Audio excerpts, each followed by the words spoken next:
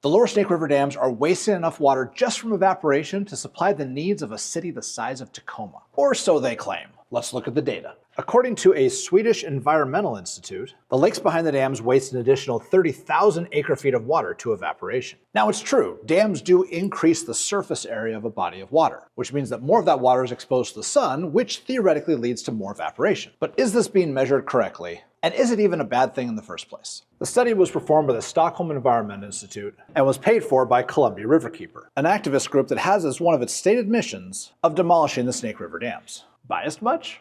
So the lobbyists are funding the study.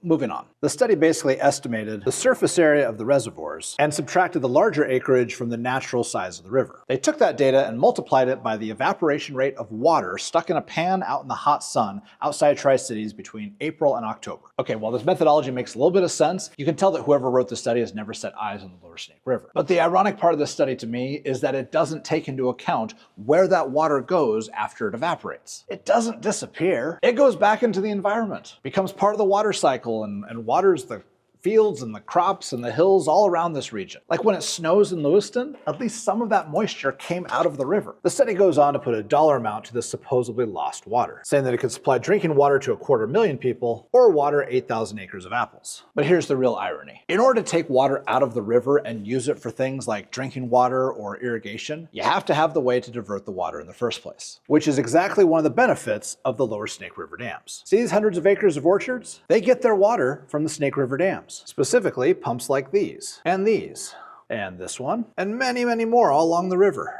That's like saying that the best way to get rid of food waste is to eliminate your local grocery store.